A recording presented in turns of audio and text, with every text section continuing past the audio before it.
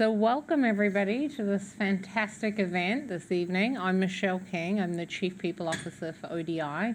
This is my second day on the job, so we'll see how tonight goes. But I'm joined by an incredible panel who I'll introduce in a minute. But I just wanted to open with a few remarks to set the scene for tonight. So, as most of you are aware, women remain underrepresented as voters and leaders in the public sector, in academia, in elected office, in civil society. And we know that by World Economic Forum estimates, it's going to take 162 years to close the political empowerment gap. And that is despite women proving time and time again that they can lead. And we have incredible examples of that here tonight. So with that in mind, we have to ask ourselves why. Why is it that despite having the education, the qualifications, the demonstrated experience, women still remain underrepresented? And it's due to systemic barriers that women face. And we see this across discriminatory laws, practices, attitudes, gender stereotypes, barriers in education, a lack of access to health, and also in the poverty that women overwhelmingly encounter. So to put it simply, women are remarkable because they don't just go to work and do their jobs, they have to overcome barriers in order to do their jobs. And our job is to try and remove those barriers. So at ODI, it's one of the reasons I joined this organization, we are focused and committed to understanding the barriers that women encounter with an intersectional lens. Our wonderful gender, equity and social inclusion team do a tremendous amount of work to understand the unique challenges that women face. And we have wonderful programs and initiatives to tackle these issues. One example is our Align platform in particular, which really looks at understanding the gender norms and how we can transform them. We also have our Align toolkit, which offers practical recommendations for how we can expand women's political power. So in combination with our research, our partnerships, and our policy work, we are taking action to tackle the anti-gender backlash head-on. And we're also identifying ways to take meaningful action to remove the barriers that women encounter. And one thing that I think will become readily apparent tonight is that when women rise, we all rise. So one of my favorite studies is by the consulting firm Accenture that over the last decade has shown when we remove the barriers that women encounter in organizations as an example, women are 4 times more likely to advance to senior leadership positions. But interestingly, men are twice as likely to advance. And the reason that is we no longer are supporting people, a small number of people, who conform to an outdated, hyper-masculine way of leading. We've leveled the playing field. Women deserve workplaces that work for them. Women deserve opportunities to lead. So tonight, we're going to be looking at how we can level the playing field for everyone. And joining me is this incredible panel. I feel like I've come absolutely full circle tonight. So I've got a wonderful opportunity here to chat with former Prime Minister of New Zealand, Helen Clark, my dear colleague and friend and founder of the Mlambo Foundation, Phumzile Mlambo Nguka. We work together at UN Women, so I'm very biased with this panel between being a New Zealander and a former UN Women colleague. And we've got 2 other panelists tonight. Malia Khan, who is the president of Women Deliver, and Jan, who I've just met, Jan Michalko, who is joining us as a research fellow from the Gender Equity and Social Inclusion team. So welcome, panelists. So the format for our panel tonight is we have questions we're going to talk through, but we also want to hear from you. So we really encourage all of you to think of any questions you want to ask. And those of you who are online, you can pop this in the Q&A function in the chat. And also share anything on social that you find interesting. I believe, it's my second day, so we'll just do this, but our social tag is @ODI_global. So please tweet away and share any observations online. So let's kick off our panel. Helen, you're closest, so we're going to start with you. So we know, and I've just mentioned it before, a lot of political leadership traits are associated with masculine norms, like being dominant, assertive, aggressive.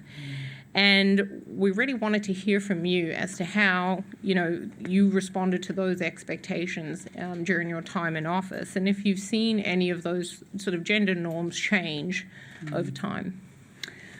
So I think when you are seeking political office, particularly where women haven't been very prominent before, your strength becomes your weakness.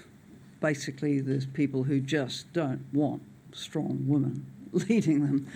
And I might say, this was an issue when I was on the rise in New Zealand politics as leader of the opposition. It was very difficult to establish myself. But also years later when I ran for the position of Secretary General of the UN, and I think this also applies to most of the other women candidates who ran, we were strong women, and that terrified people. So, it's played against you. You're tough, you're unfeminine. It's almost a fear that it evokes. Now, I found when I was in office, this sort of issue went away because, you've won an election, you've demonstrated you can do the job, you get on with it. So that wasn't so much the issue. But I do see these experiences being repeated and repeated.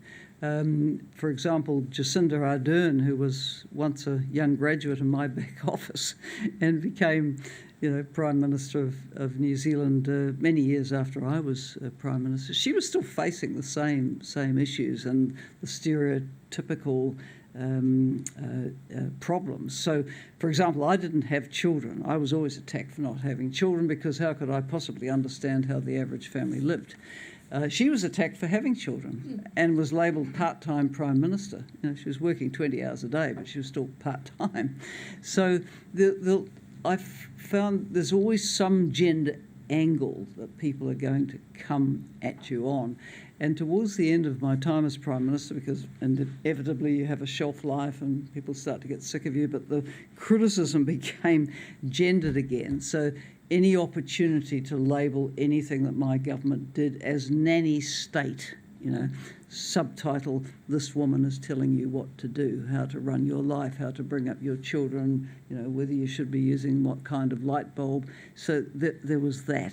So these things just never go away. There is, unfortunately, deep misogyny in our societies. And, we'll probably get to the issue of, how do women get into positions and work to change it. We have to support the right of women to participate and really get the critical mass to make these issues, less and less resonant in the community. But they're still there. Can I just ask a follow-up to that? Was there anything you did to try and be aware of it and not internalise it when you experienced it? Because I know for a lot of women that is a challenge when you experience it. Well, when I was running for the Secretary General job, I know people said to me, you should tone down, I said, well, I can't be what I'm not, I come from a generation like Pumzile where we had to fight like hell to get anywhere. And so, we're strong, we've taken a lot of knocks, we're resilient, and we're not going to pretend that we're somehow, fluttering our eyelashes and, lowering our cleavage or something to get a position. That would be ridiculous. So I think also there's a bigger issue, and that is authenticity counts quite a lot in politics, and if you're trying to be something that you're not, that's going to count against you as well. And exhausting, yeah. And it would be exhausting. Well, thank you. Malia, I'm going to jump to you and then I'll come back to you, Pumzile. We're going to do jumping here. But Malia, there's an assumption that women in politics will work to change gender norms. But interestingly, I think we've seen a lot of women in political leadership actually advocating for traditional gender roles. So I just wondered, from your perspective, what are some of the implications of the anti-gender backlash for how we look at women in politics? And, what should we do to get more women, more feminist women into politics? Yeah, and thank you, Michelle, for those questions. I think we just have to look around us. I mean, sitting here in the UK, we can look around at not all women politicians or leaders are feminists. And in fact, many of them are leading the charge against advancing gender norms and the sort of feminist agenda. And I think there's a number of different reasons for that. I won't speak to the political arena because I think, you know, in front of my board members, Helen and Phumzile, I'm not really qualified to talk about how difficult it is for a feminist woman to enter politics and to take a leadership position. But I do think one of the things I would say is that the feminist movement doesn't necessarily support feminist leaders, political leaders enough. Because they're in such a misogynist and conservative context, they can't always do everything we want them to do, even when they try. And they can't always make public all the stances that they personally or in some other context might want to do. And rather than appreciating whatever they can do, the feminist movement and civil society tends to tear them down. We as a movement are very, very good at, if I can say it, eating our own, right? So you're never feminist enough. And so we really attack it. And I think that isolates them. It gives the opposition a huge amount of ammunition against them. And also, and I'm probably speaking on your behalf, but I assume it becomes a very, very lonely place to be in. You're probably the most feminist person within your own context of the political party or parliament, and yet you're not feminist enough for the feminist movement. And so you sit there in isolation trying to do your best. So I think in that area, the sort of anti-rights movement really takes advantage of that sort of space. And I think a few things happen. One is the women who are more conservative in their point of view get a big boost from that anti-rights movement. They get funding, they get support, they get put into positions where they can talk about family values and other things that are just code for a sort of anti-feminist sort of against progress on gender norms. And I think the other thing is that it gives space to this anti-rights movement to put in place the tactics that they're using. They're using tactics like co-option of things that we might otherwise do, like putting forward policies that are cloaked in family values and trying to be pro-family, and choice. They've actually even started to co-opt words like choice, which were very much part of the feminist agenda. I think some of you might have witnessed, for instance, at the last Women Deliver conference, President Novak came onto the stage, and which is one of the things of co-opting and sort of entering the space, and used the word choice, but in her words, it was choice to have more children, and choice to have large families, etc., which was just a way of putting those things out there. So I think there can be a lot of things that we can be doing, both as people who aspire, women who are aspiring to enter political office and take leadership positions. But I would speak most concretely about what can the feminist movement do to, one, work with politicians that maybe trying their hardest, maybe in the middle ground, to move them and make it easier for them to move to more progressive policies. But also, how can we provide solidarity to those who are really, really trying hard? And that's something that we try to do in our organization, particularly at the conference, where we try to make that connection between more grassroots advocates and activists and more political leaders to see there's a lot of middle ground that they can meet on and really take agendas forward. Thank you. And I think isolation is a challenge all women leaders face, but absolutely that's compounded by the issues you just shared. So thank you for that. Phumzile, over to you, my friend. So, we see there are a lot of women being discredited as not being capable enough to be in politics, with women needing to be exceptional to get the same roles as the average man. With the Umlambo Foundation, there's a focus on education as a key driver for change. So we just wanted to know, how do you see gender norms impacting women and girls' access to education and the implications down the line on women's ability to succeed in office? Thank you very much, Michelle. I mean, as you know, prejudice affects children as young as 5, 4, 6. So you can never be too early to start engaging children and addressing all these prejudice. A home is a very important space for children to see the role models that they need in their lives. How their parents behave is very important. A school is very important, starting with the foundation level, which is where we work at Umlambo Foundation. We engage boys as they are doing grade 1 about toxicity, toxic masculinity, without necessarily calling it that to them, because obviously you don't want to be giving them big words, but you just point out what is good behavior and why boys and girls are equal. And you really have to nurture that throughout their school, so that by the time they get to grade 12,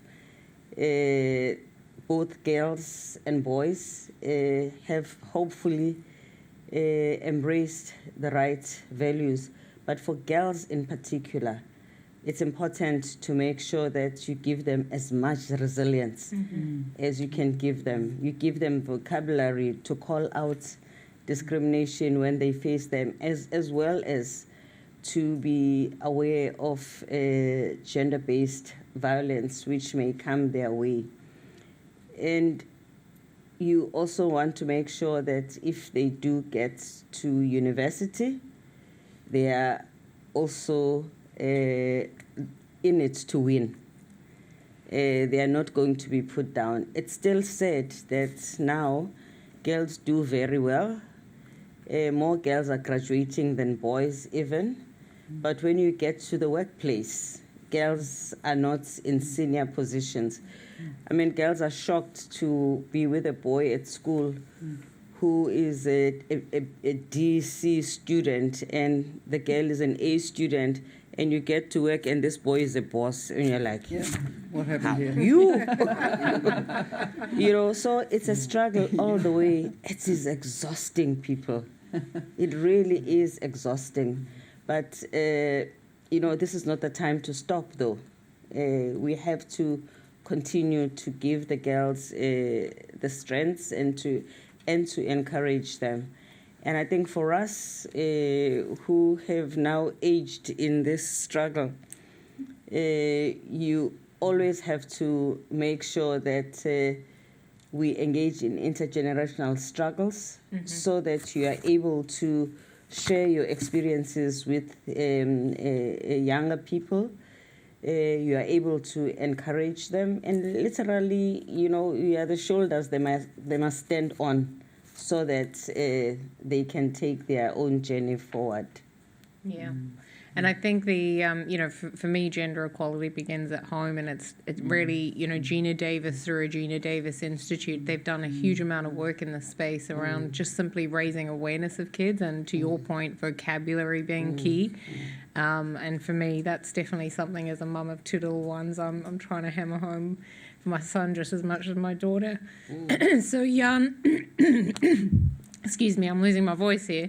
Thank you so much for joining us. So we've got a question for you on our work. So can you tell us a little bit more about the ODI Align research and how it sheds light on some of the experiences you've just heard?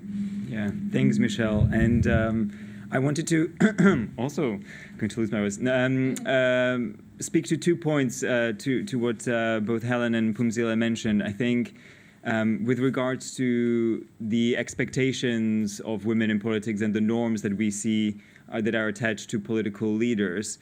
So we, over the last year through Align, did research with partners in different countries to understand how gender norms shape local politics in particular. So there's a lot of literature and research out there on the national level, but we wanted to look more at the community or subnational, national level.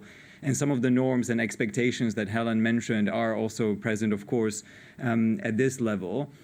and how these gendered norms manifest themselves is also intersectional. So you mentioned that in your introduction, and that is very important, especially if we think about our interventions and what can be done. Age is definitely one of those kind of axes of power and difference, where we see that, of course, when you're a young woman, the kind of resistance that you face, the arguments about, having to marry first and, get a husband before you can enter politics, all the way to you're not being a good enough of a mother, all the way to now make room for younger generations. So I think that intersectional understanding of gender norms is really important, and age is one of those big factors. But of course, we can think about ability. We've done research in Zimbabwe with a partner, Deaf Women Included, who show very clearly how that intersection of disability and gender makes a very particular experience for women trying to enter politics. But we can talk about race and ethnicity, of course, sexual orientation, and others. So it's very important to have that lens if we were trying to think about the kind of how to make sure that women in their diversity are able to enter politics. And the other quick point then to what Phumzile was just talking about in terms of education, I think the intersection with employment. So I think thinking about politics as being part of the bigger societal issues, that we don't look into politics kind of outside of the other context, because for example, in addition to education, the economy is important to think about, because it's very expensive to run for office for many women. In different political systems, of course, it works differently, but to raise funds for a campaign to be able to run for office is very expensive. So if you're already disadvantaged in your education experience, in your employment, then of course, then trying to make it into political office is difficult, because you don't have the funds. But you don't also have the social networks, for example, to be able to get to do fundraising and to run. So I think when we're thinking about interventions and what can be done to break these barriers, we cannot only look at politics, but we have to look at the pipeline and the different sectors that surround it, and make investment there, because ultimately then you get women into politics of a certain socioeconomic background, and certain women from a certain class backgrounds get excluded as well. So that ties back to the intersectionality that we need to think about those issues. Okay, thank you. That's a really good point. Helen, turning to you on the upcoming elections and just reflecting on them, we often see authoritarians and weak democracies putting forward women advocates. You mentioned this before with some of those tokenistic efforts and advocating for gender equality, but this is just a veneer of apparent progress, while the rights and equities are being eroded on all fronts. So how should we respond to the global calls for women's political representation without falling prey to weakening democracies and attacks on the rule of law? Just a light question. A light question. Well, I mean, I think in general authoritarian regimes aren't that great for women, right? I mean, you give several examples. I mean, one, China. There has never been a woman on the 7-member standing committee, which in effect rules China. And for the first time in a couple of decades, there's not even a woman on the broader Politburo. And the whole history of the current form of political system in China, there's only ever been 6 women on the Politburo since 1949, and 3 of them were wives or survivors of men, of male leaders. So, you just don't see too many women around those decision-making tables. Then you look at regimes like the Russian one, you don't see too many women around President Putin, except in other roles. And since 2018, they've been offering, incentives, financial incentives to women to have children, keep them in their place. In Hungary, if you have 4 children, you will never pay income tax as a woman. That's from 2019. So, these regimes are not really nice. The other thing I would say is we have seen women who are quite authoritarian. So women aren't saints either in this respect. Take, for example, the quite flawed election which was just held in Bangladesh. Indira Gandhi, of course, remembered for many things, but including the state of emergency, which suppressed civil liberties, which goes to the broader point that women aren't all saints. They don't all do the right thing, and we're really advocating here, I think, for women who will stand up for women and do something around rights. But in general, where women aren't doing well on rights, I think it's sort of the canary in the mine for everybody else. LGBTQI plus disability rights, rights in general. Thank you. I don't know, Amalia, if you want to add anything to that. I've got another question for you, but I just wondered if you had any thoughts on that. I mean, I think the last point is really important to sort of amplify a little bit. One of the things that we know from the anti-rights movement, and I just wanted to emphasize that it isn't just the sort of inherent native misogyny or patriarchy that exists in many societies. There is a organized, well-funded, very strategic, very long-term thinking movement that's out there who specifically target sort of feminist leadership and bring it down. So it isn't just, that, okay, eventually we'll make progress. They're specifically targeting any progressive platforms or any progressive parties or any progressive politicians or other fields too. We just saw what happened in the US, for instance, to some progressive sort of university leadership who were specifically targeted and brought down, not because of what they did right then at that moment, but that was used as an excuse.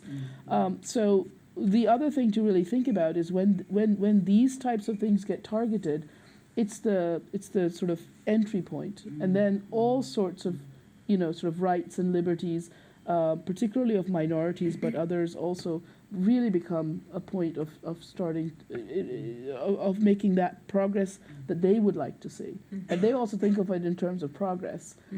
So I think we just need to think about very intentionally, not only how do we continue our journey, but how do we counter the tactics that they're using. Another road, yeah. I mean, in general, in the anti-right space, the first people to suffer are women. Their reproductive rights and bodily autonomy is taken away.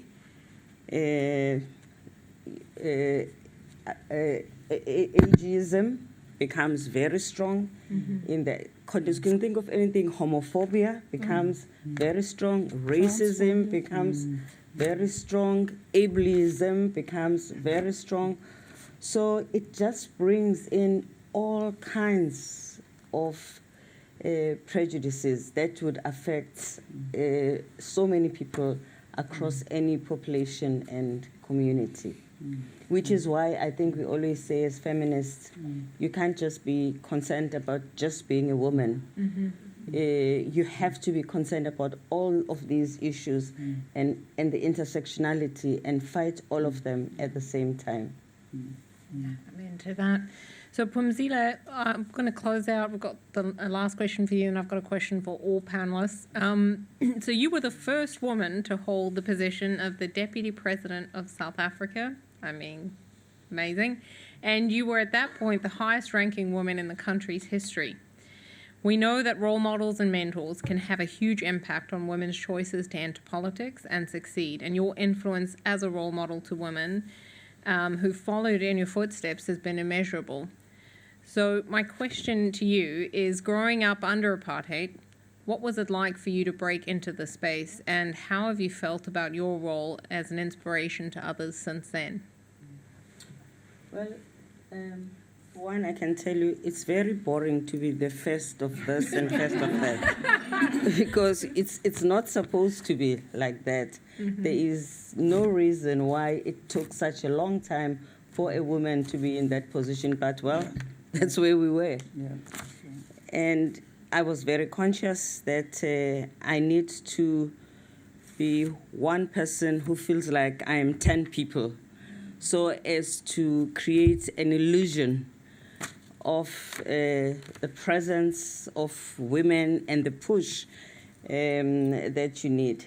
The importance of being a role model, because in many cases, we learn by identifying with the people who look like us. If you see a woman who's like you or a person who's black like you, that encourages you. I mean, it just reminds me of a story that a young boy in Germany during Merkel's time was in a classroom, and the teacher was asking, so who of you would like to be the president of this country? And all the girls raised their hands and the boys didn't raise their hand.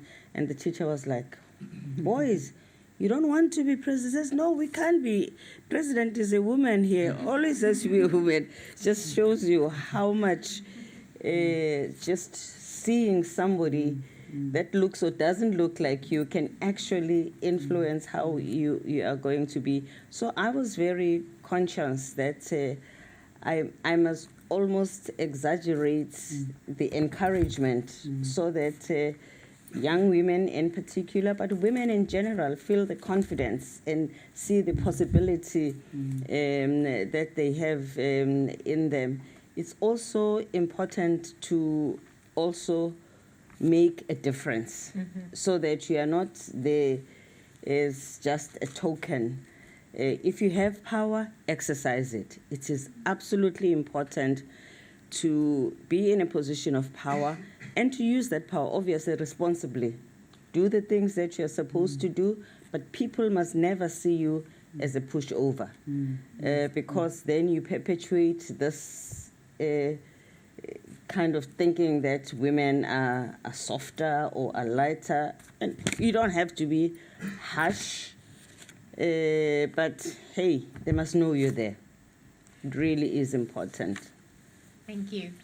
So our final question for our panelists, then we're going to turn to our lovely audience, both here in person and online, is looking ahead at this year's elections, what is the most important action needed to encourage women's participation in politics? So, Jan, I'm going to put you right on the spot. Maybe you can kick us off and share your action. Yeah. I will probably sort of side answer the question because I think as much as I understand the urgency with all the elections coming up this year, I would actually say that let's think long term because there's a lot that we need to do now to invest into changes so that actually in the next election cycle we can bear the fruit of those investments. And as you mentioned at the beginning, our team looks very much at gender norm change, and that takes time. It's a generational effort. We're talking 10 years time frame. So I would say, let's look at this election as a time to invest into those changes that will bring the changes in a generation and shift the gender norms. And so with that, I would probably suggest, looking at political parties and their manifestos in terms of where they're investing and where they see the priorities. And I would recommend education, we spoke about it earlier, and to think about, what is, for example, happening with teacher training? Are teachers being able to provide gender equitable education? Are young people being taught, the right critical skills to be in an online space where they are encountering a lot of misogyny so that, as we said earlier, we start with the younger generation so that in the future, they are prepared to engage in the world and more women are able to then enter into politics because I think a lot of the times we think about encouraging individual women to take up the mantle, but actually we need to do the structural changes that will kind of create the environment where women can thrive and where the gender norms that are holding them back are removed. And I think that's where it's the kind of the long-term investment. Fantastic. Malia? Well, if I can do two parts to the answer. One is at a personal level, I think every one of us needs to go out and vote, and every one of us needs to donate. I mean, to whoever is in front of you, whether it's at local level or your constituency or at the national level.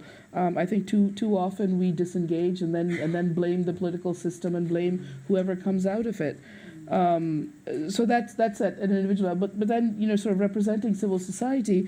I think we need to do a couple of things. One, we need to engage with and support those sort of feminist leaders that are out there, encourage them to move in that direction, and not tear them down. I mean, I know I've said this several times, but I do think we need to be supportive of that.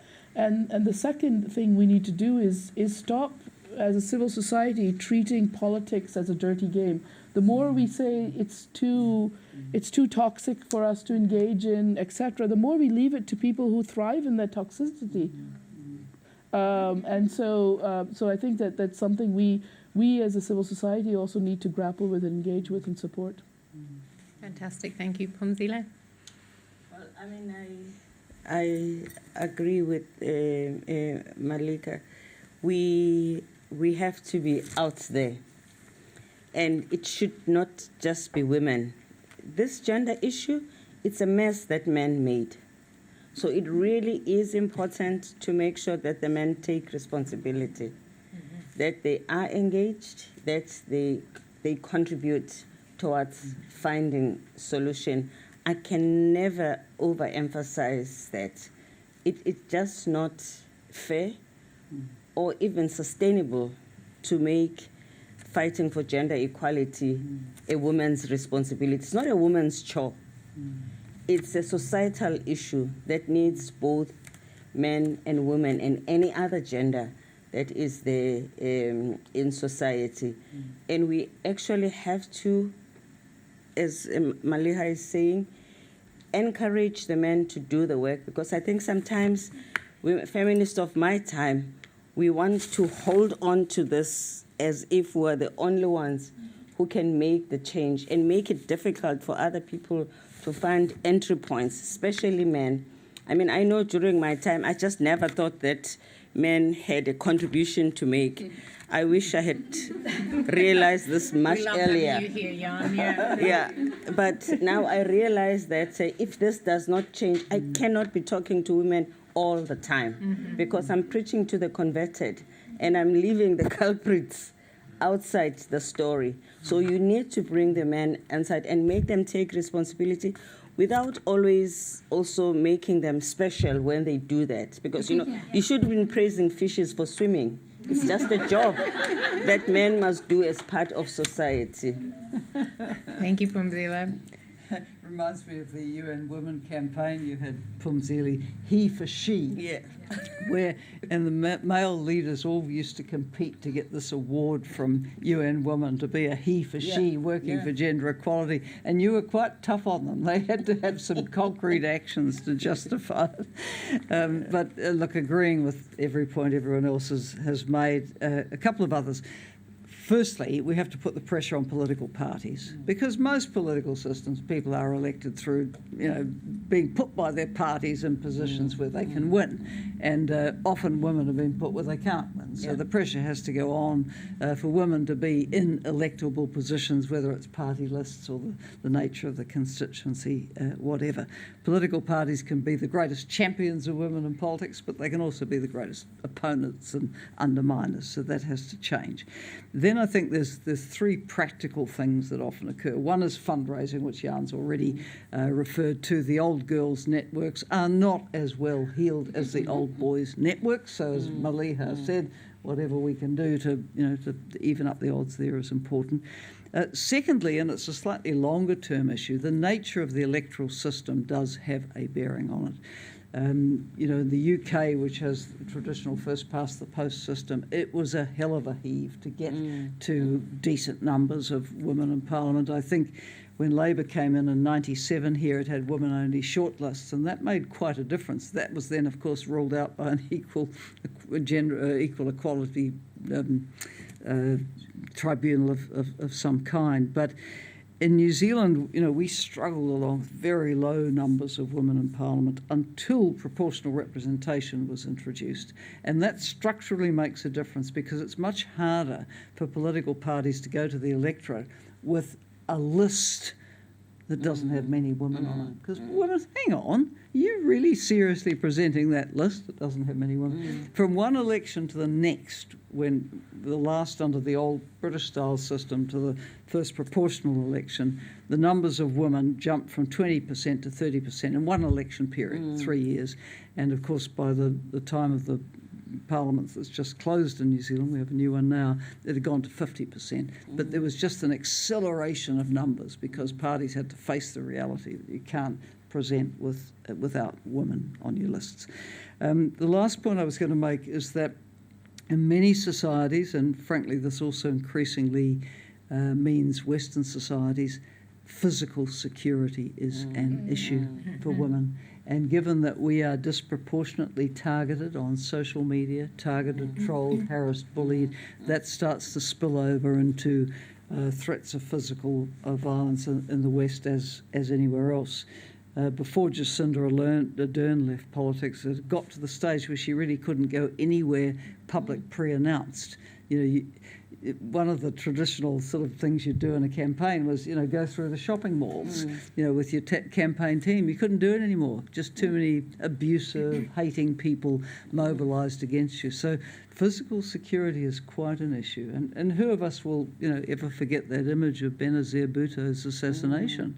I'll never forget that. Her head up above the roof level of the car, bang, gone in a flash. So this is raised as a very real issue across societies now, that the physical security of women. Well, thank you, panelists. Thank you so much. And just to add a couple of thoughts from my end, I think two things that are quite practical that we can start to think about is for young women. I'll give you a statistic that's quite shocking. An academic study found that within the first 3 years of working life, young women's confidence in their ability to advance to senior leadership positions drops by more than 60%.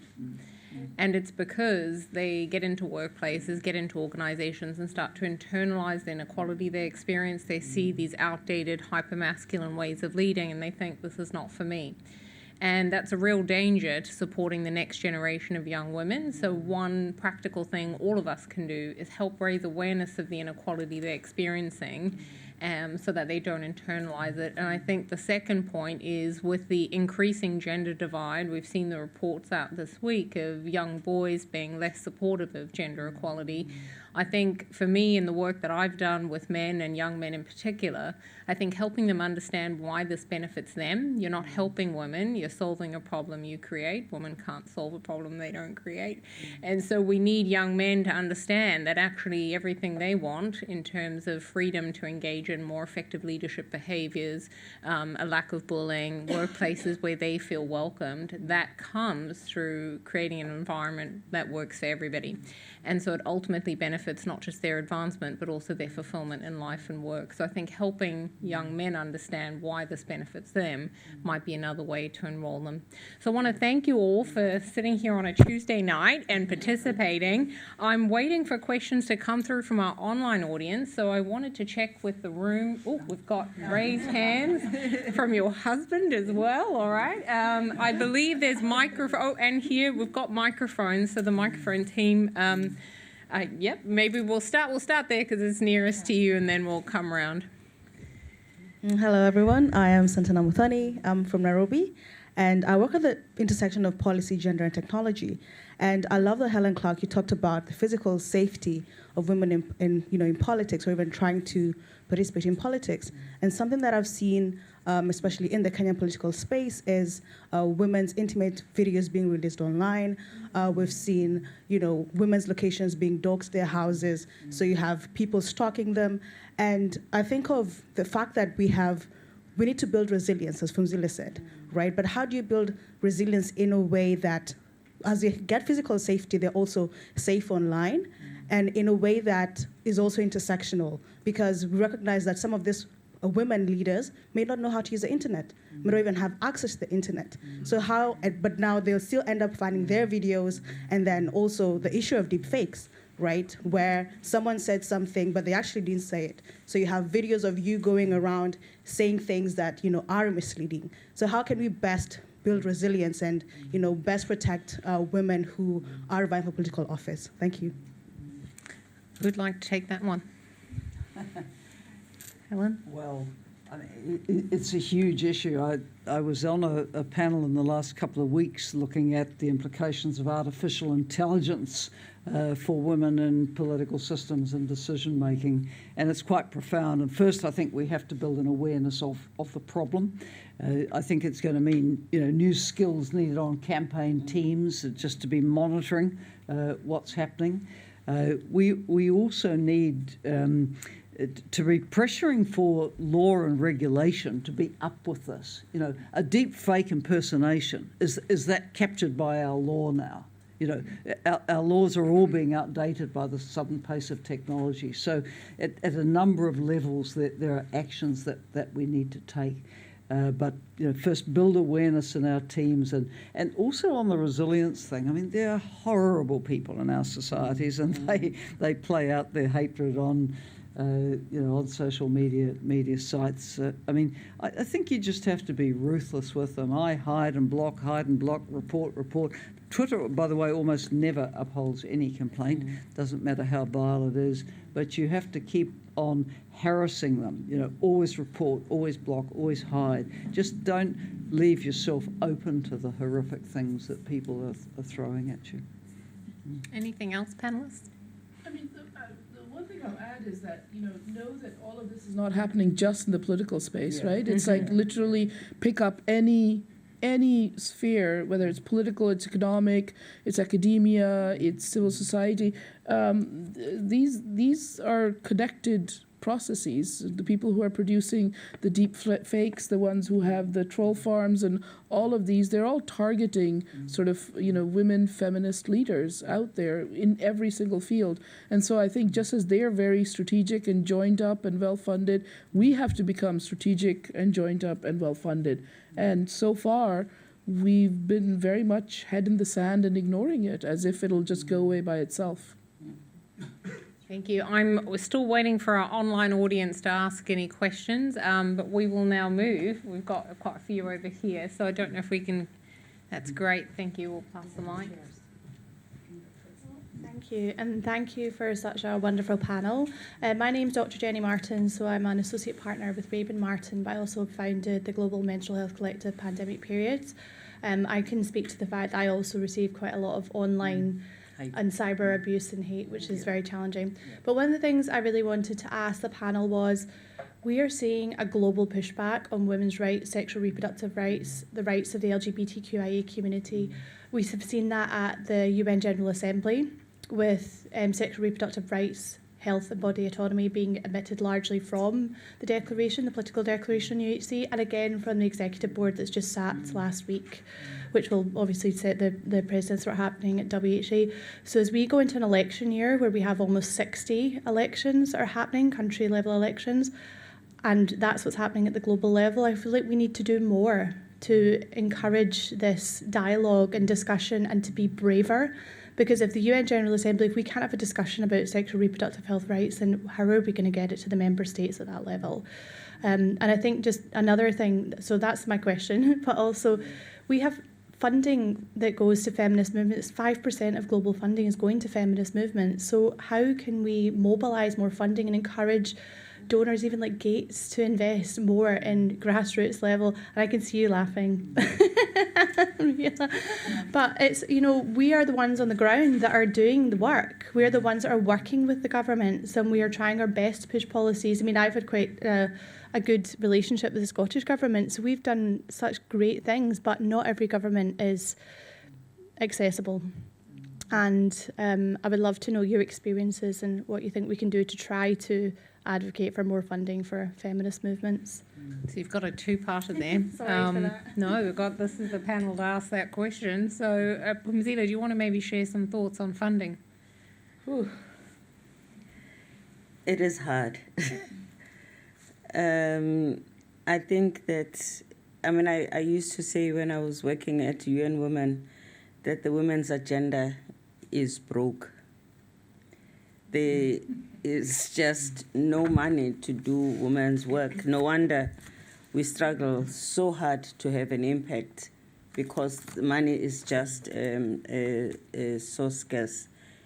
Even when we tried to bring together private sector, philanthropists, governments, and high net worth people, just what we could bring together just didn't get to where you needed to get. I think there's still an attitude that doing women's work doesn't cost money. You can just bake cakes and make money out of the cakes that they bring. I mean, if governments, for instance, in their budget, having identified the problems that women face, would only give 10% of, it was just generally 10% of what is required to women. And for the rest, you just have to see. So it is just not taken serious enough. I mean, I don't think I've lived through that. It is painful. It's probably one of the most difficult things, and I don't know. I don't think I have even an answer for this challenge. And when we get a little bit, then we get excited, and I think we overthink people who are stingy. So, yeah. Malia, oh, Jan, yep. Go ahead. I mean, I think you were being generous in your 5%. I think it's 5% philanthropy, not 5% of international development aid, and so then it cuts down to the point something percent. And then if you factor in how much of that is going to organizations and institutions led by women of color or other sort of marginalized ones that address those, that goes even lower. I think we need to sort of call out the philanthropy that is at least making the noises of principled, funding gender, funding feminist movements.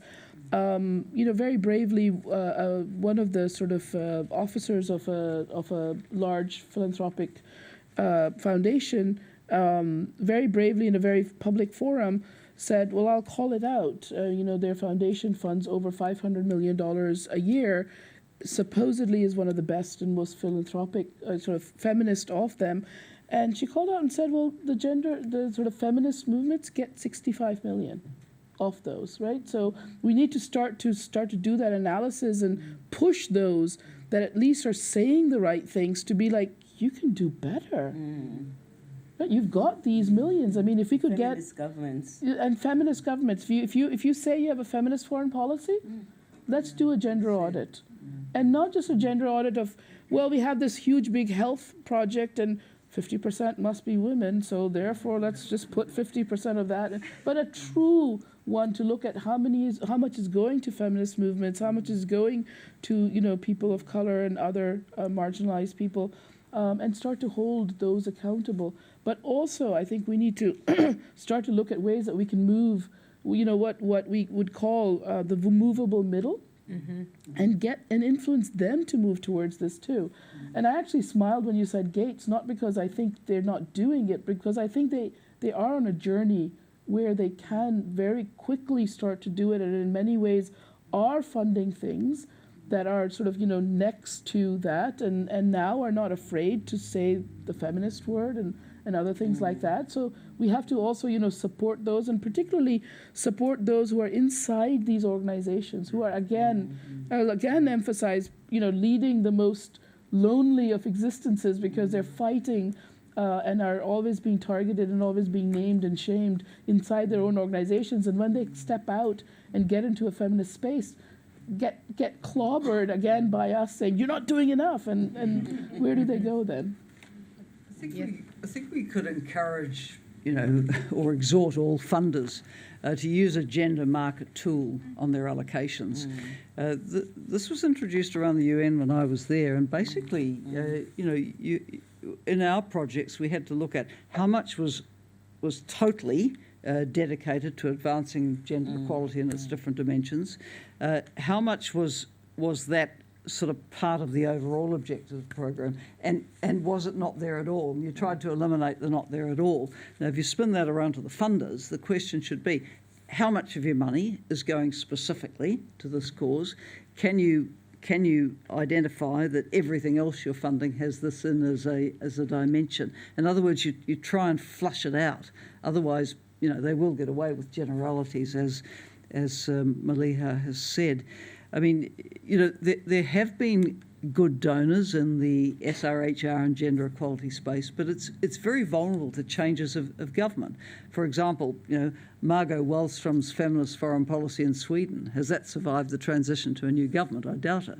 The Dutch used to be very forward-leaning on funding in this stage. If we get a Wilders-led government, not much chance of that. My last point was going to be on the rights rollback. Roe versus Wade was a shocking blow and signal. It came against a background where there'd actually been a bit of improvement globally. Argentina had legislated, Chile in Michelle Bachelet's time had legislated. But I think Roe versus Wade reminded us how precarious these gains are, where political majorities change. And, this new president in Argentina, who's quite extraordinary. I mean, you can see the abortion legislation is now under threat. If you got a swing from President Boric to the far right candidate, who he narrowly beat in Chile, does their legislation go on the block? So, we can never relax. We think we've won these battles. If we put up our feet and go away, we'll lose ground again. So I'm really calling for a perpetual campaign mentality, that if we relax, we run real risk of rollback. And this is why women are remarkable. Jan, do you want to share a couple of points? Yeah, maybe if I can, I think because our team has done a lot of work on working with and funding feminist movements because of the importance to the work that they bring. And I think two quick points. I think one is, of course, calling for more money, but I think there is also things to make the money work better. And I think part of it is, for example, for donors being more kind of understanding who they give the money to, because you might have seen the reports where money for gender equality goes to actors who actually have a very different agenda behind the kind of the veneer. So I think kind of doing our homework and doing things better. And there's also, best practices out there from women's funds, for example, of how to do to give money to feminist movements that are maybe more informal. There's this kind of assumption that, they're maybe too small to get the money to, they're too difficult, they don't meet the certain expectations. But there are channels to, fund feminist movements with a large sum of money. They are able to absorb it. And so there are those best practices, and there are ways of making the money move faster or in high amounts. And I think just a final quick point is this kind of conversation about swinging politics and then kind of retracting the feminist commitments. I think that's why the work that we do on gender norms is so important, because it's kind of thinking, how do we future-proof? How do we kind of ground things in the society so that when, there are these political moments, the electorate demands certain things. And I think that's why, again, working with feminist movements, working in the social level so that the citizens expect their politicians to behave certain way, and they don't, they're not able to, for example, have the lists without any women on them, etc. So I think the long game and kind of looking at the norms in the society is the kind of the future-proofing. Okay, well, we've got time for one more question.